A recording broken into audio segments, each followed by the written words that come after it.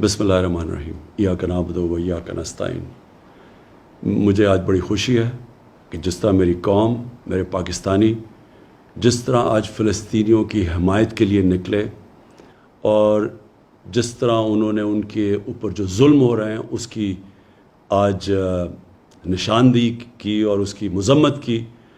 میں آپ کو سب کو خراج تحسین پیش کرنا چاہتا ہوں۔ جب سے اسرائیل بنا، پاکستان کا ہمیشہ ایک ہی سٹینڈ رہا ہے، اور وہ سٹینڈ تھا قائد اعظم محمد علی جناح کا، ہمارے عظیم لیڈر کا، کہ فلسطینیوں سے بہت بڑی ناانصافی ہوئی ہے، اور ہر فورم کے اوپر پاکستان نے فلسطینیوں کے ساتھ کھڑے رہے ہیں۔ 27ویں رات کو میں مسجد نبوی میں تھا جب مجھے پتہ چلا کہ جو قبلہ اول ہے مسلمانوں کا، مسجد الاقصی، ادھر جب 27ویں کی مقدس رات کو لوگ نماز پڑھ رہے تھے، جو اسرائیل کی پولیس ہے اس نے ان کے اوپر تشدد کیا،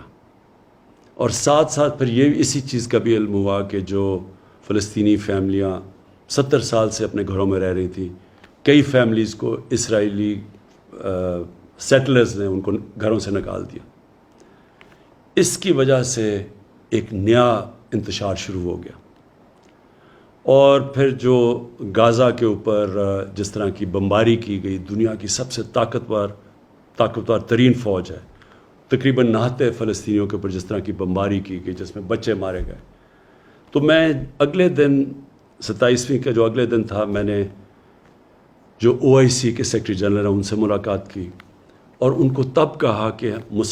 OIC کو اس کے اوپر سٹینڈ لینا چاہیے اور یونائٹڈ نیشنز میں ایشو کو اٹھانا چاہیے۔ جب میں پاکستان آیا تو میں نے کنگ سلمان سے بات کی، اور ان سے بھی یہی ہم بات کی کہ یہ جو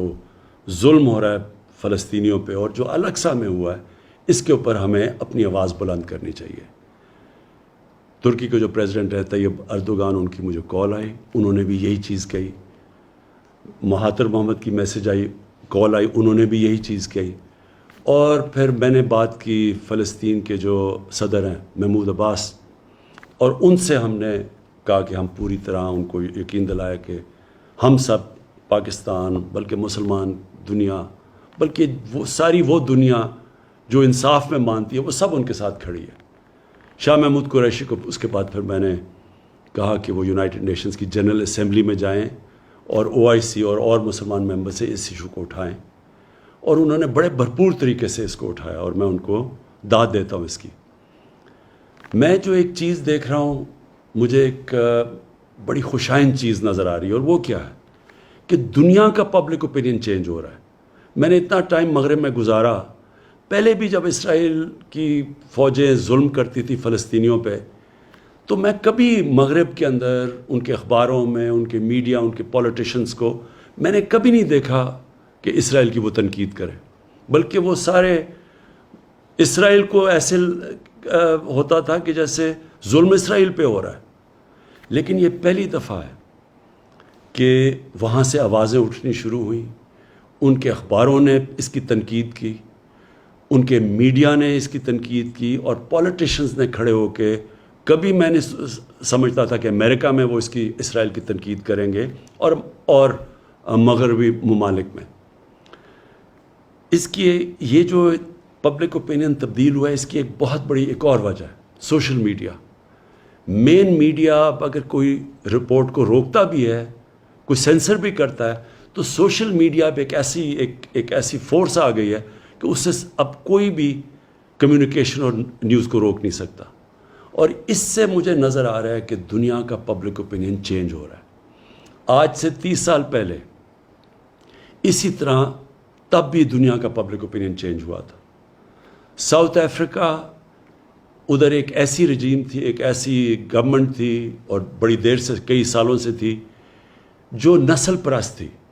جو ایشینز اور افریقنز کو برابر کے شہری نہیں سمجھتی تھی، اور ان کے ساتھ بڑی بڑی دنیا کی طاقتیں کھڑی ہوئی تھیں اس